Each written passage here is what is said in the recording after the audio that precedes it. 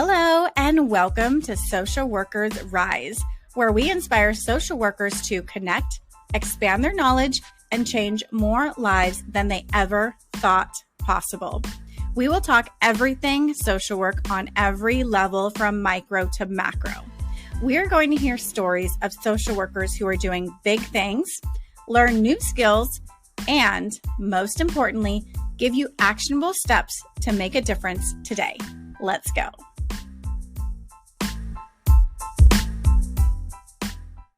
Hello and welcome to another episode of Social Workers Rise. It is your host, Katherine here.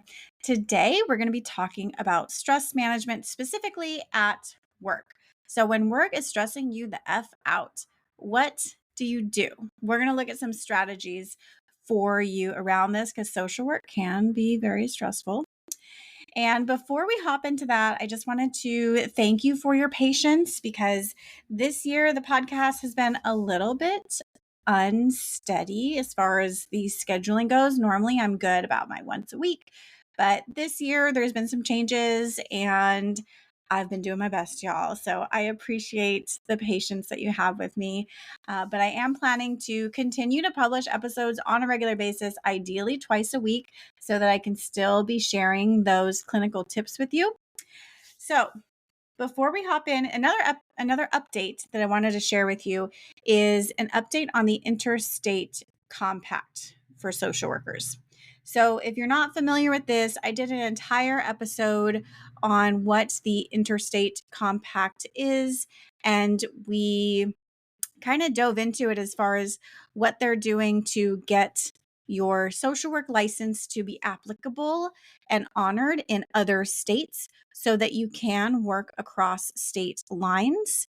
And that was an episode last year.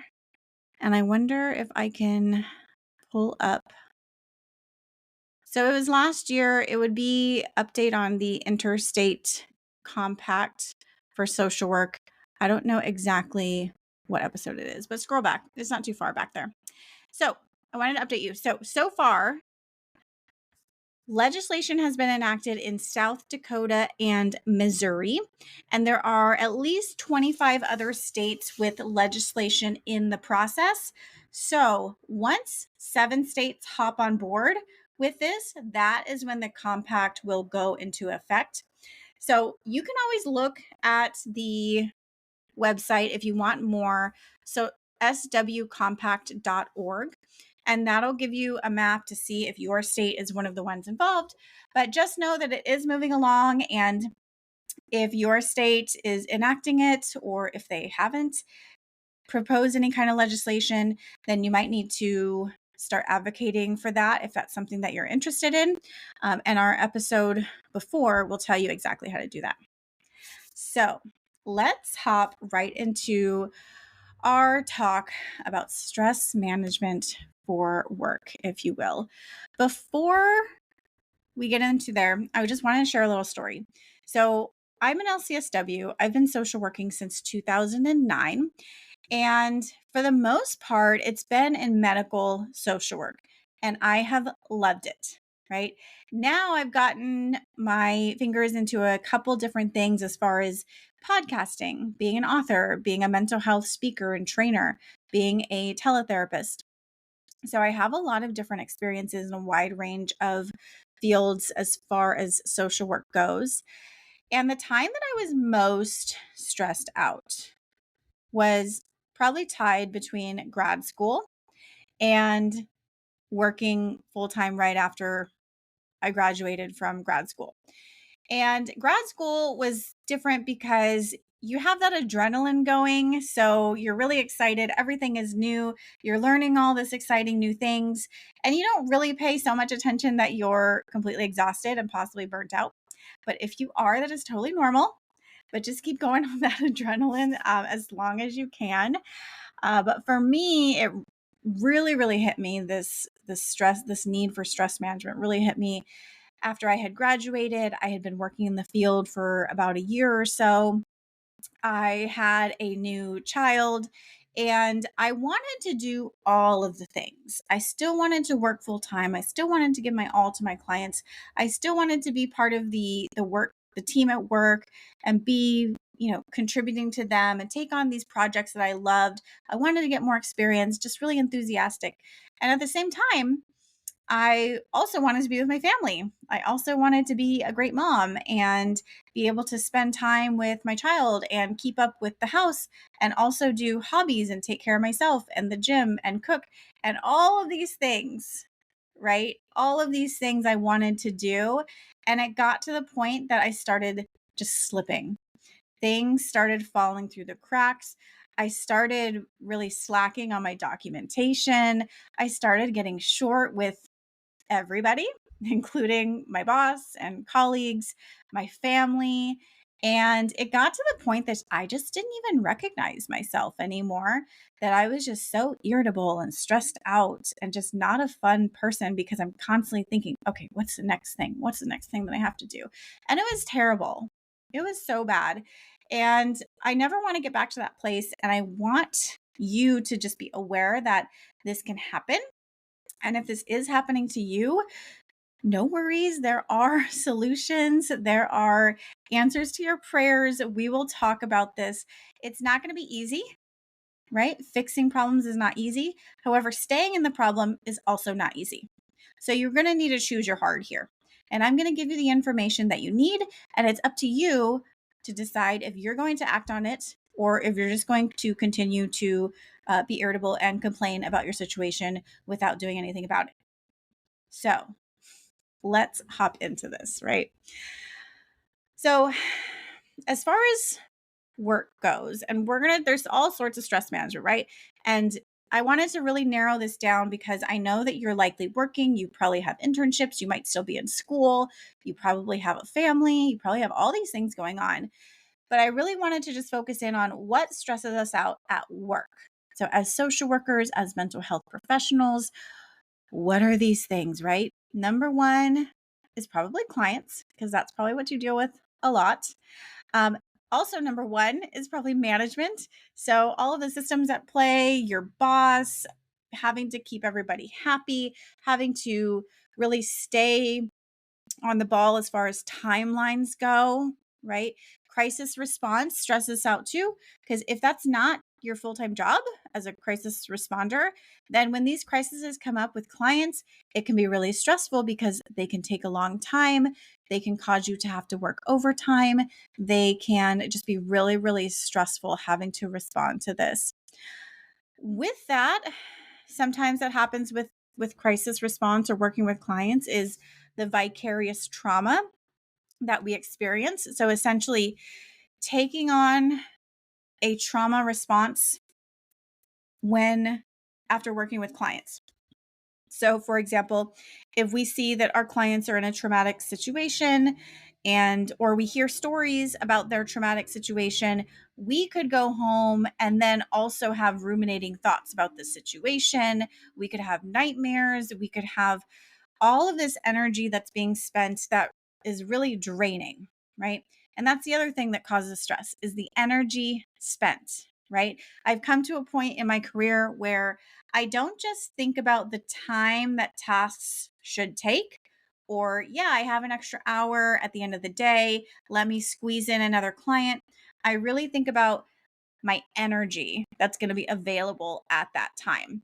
Because while, yes, the time might be there, the energy and the brain power that is required for those tasks may not be there. So that energy spent is really, really important. Time, sometimes our works require us to work overtime. You might even be working overtime on a regular basis, more than 40 hours a week.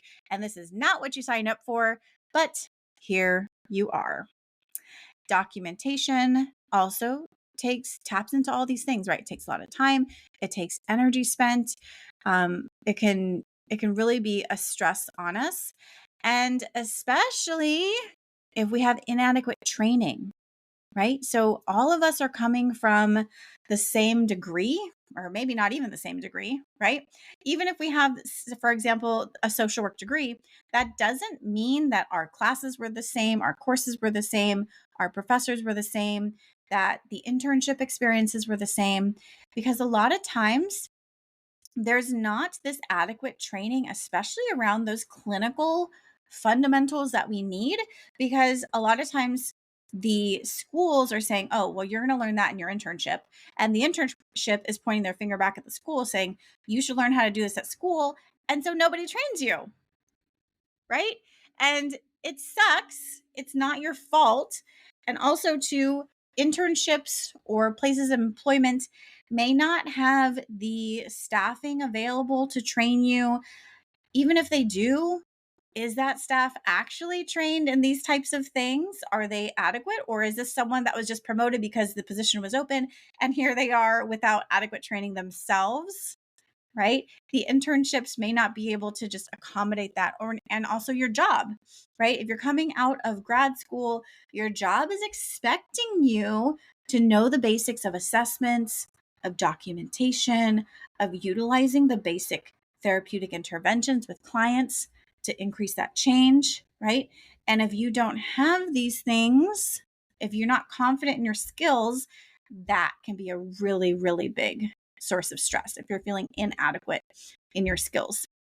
Just as a sideline, if that is you, if you're feeling inadequate in these skills of assessment, documentation, using basic therapeutic interventions, safety planning, definitely check out the course, The Clinical Essentials for the Future Therapist.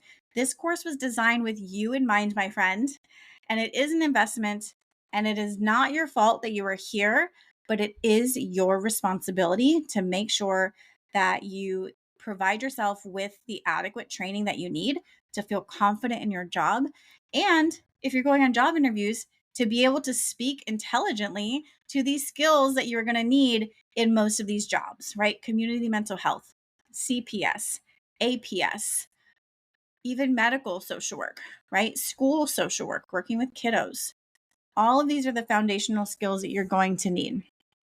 So there's a lot of things that can cause us stress at work. But I want you to just imagine that while you still might get stressed at work, what if there's a way that you're not always stressed, that you don't carry it home with you, that you're not spending time on the weekend just thinking about your work, trying to recover from your work, trying to rest up for your work, and that you actually have space for creativity and peace. You actually have energy on the weekends and after work to help with your relationships, to feed into yourself, to go work out, to do the things that you love, to be out in nature, to take up a hobby, right? These are possible, and it requires a certain level of awareness and action, right? So, first, what I'm talking about as far as stress, it's just that emotional tension or nervousness or agitation that shows up for us when things are feeling like they're too much, right? Sometimes stress can be good because it can prompt us to take action, right? If we have the stress of a test coming up or a presentation, that stress can prompt us to take action and to get ready for it. However, when it is ongoing, chronic, every single day, relentless, never giving up, you're going to end up irritable, feeling overwhelmed. You're going to actually have a hard time relaxing and quieting your mind.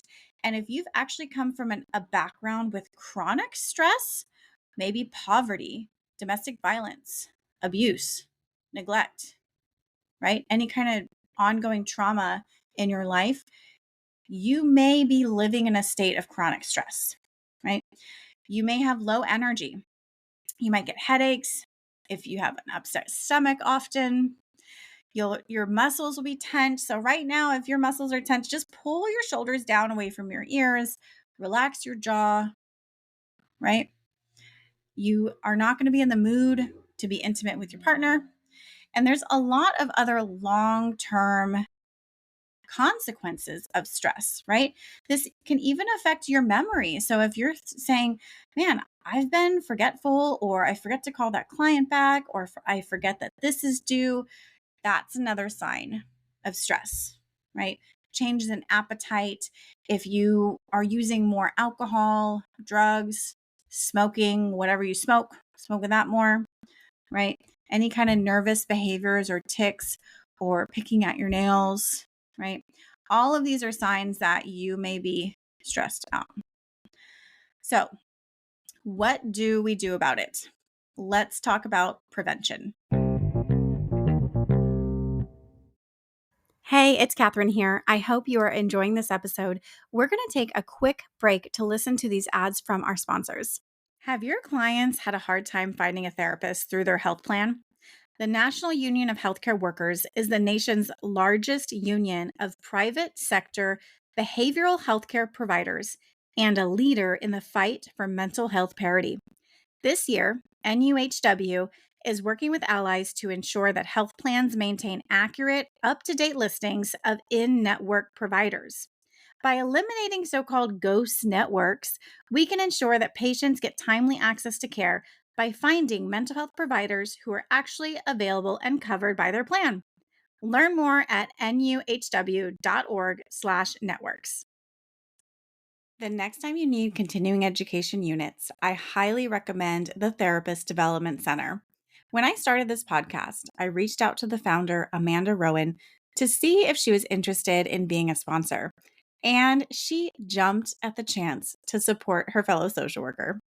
TDC has helped more than 100,000 social workers pass their licensing exam, including myself. I love that TDC CE courses are engaging and relevant. Amanda and her experts give us clear and practical clinical skills that we can immediately apply to our work. Some of my favorites are the Edge of Life Suicide Prevention course, where Amanda shares her personal experiences, and their They Did What? Law and Ethics course that looks at real cases where therapists face formal disciplinary actions. They also have a great telehealth course. We are legally required to take continuing education to increase our competence, and most other courses out there don't actually teach the material in a way that we can learn it, but TDC does. You can also check out the links in the show notes.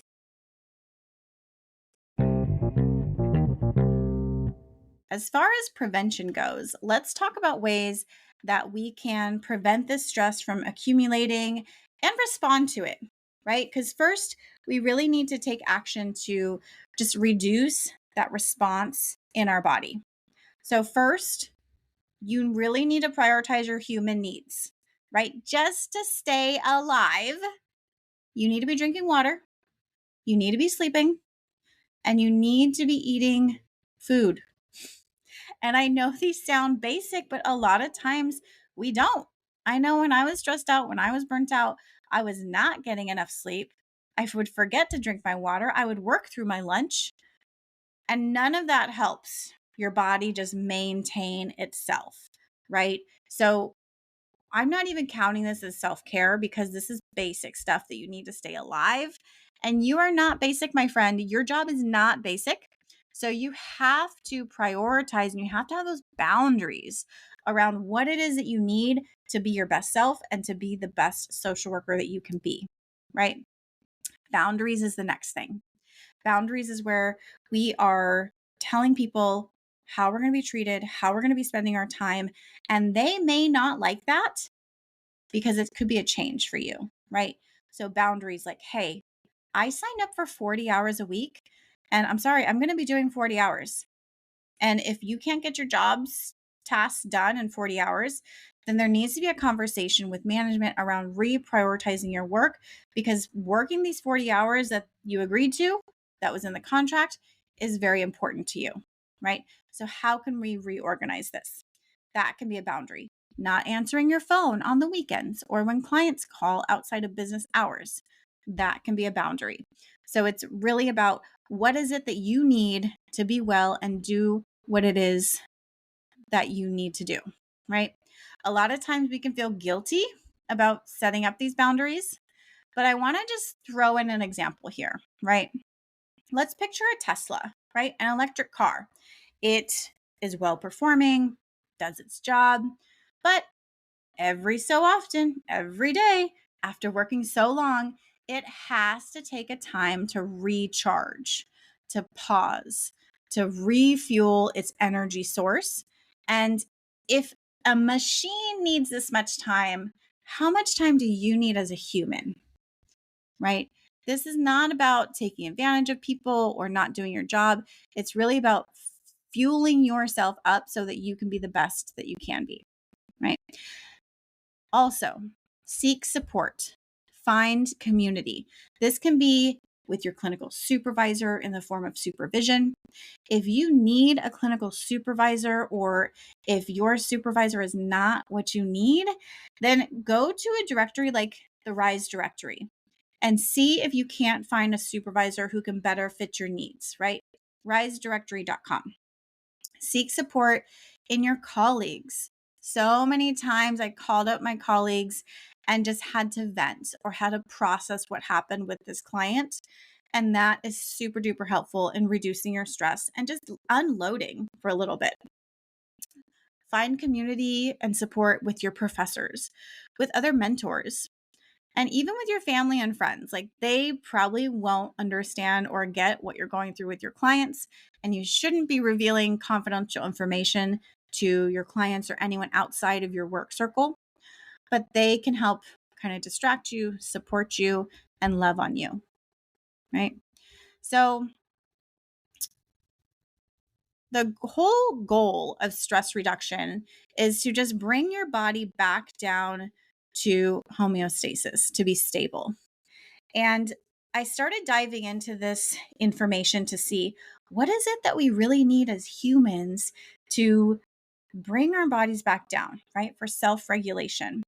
And what I found over and over again are these different areas, right? Number one is movement and exercise, whatever that looks like for you, right? Walking, riding a bike, dancing, whatever it is, movement and exercise. We are made to be active beings, right?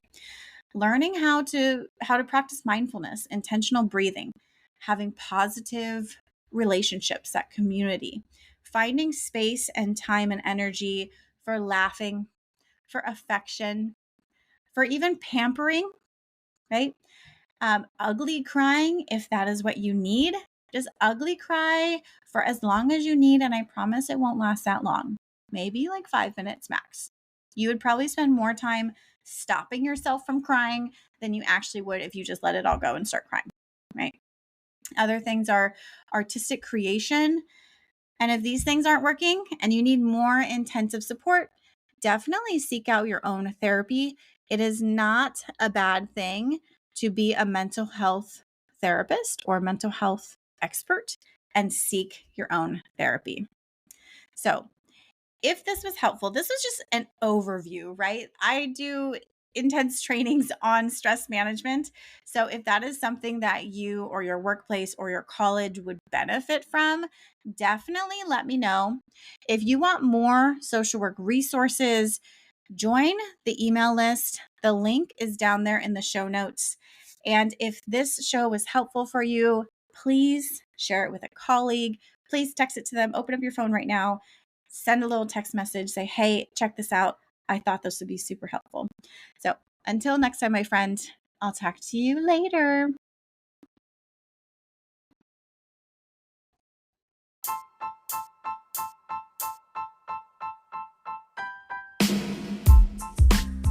Thank you for listening to another episode of Social Workers Rise. If you love this episode, be sure to subscribe and text this episode to a friend. If you want more, there are a few ways we can get to know each other and work together. First, definitely subscribe to the Friday resource email list. The link is in the show notes. And that's where you can learn more about the courses I offer, including Clinical Essentials for the Future Therapist and the Pulse Basics for Medical Social Workers. I'll also be sending out occasional tips and resources and other happenings within the social work industry. And for all your clinical supervision needs, be sure to visit risedirectory.com. This is a national directory of clinical supervisors for social workers, and we also provide free resources that you can use within your own clinical supervision. Lastly, if you have more individualized needs, I do offer coaching, individual consultations, and am available for public speaking engagements for social workers and change makers. Lastly, the boring legal stuff, but very important. The information in this podcast is not meant to be a supplement for therapy, professional advice, or clinical supervision. This content is provided as is solely for informational purposes. It is not legal, health, or safety advice. I am not advising you as a therapist.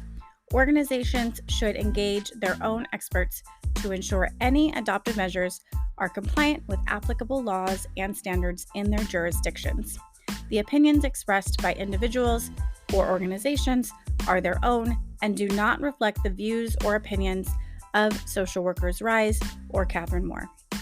References to specific products or organizations do not constitute any endorsement or recommendations by Social Workers Rise.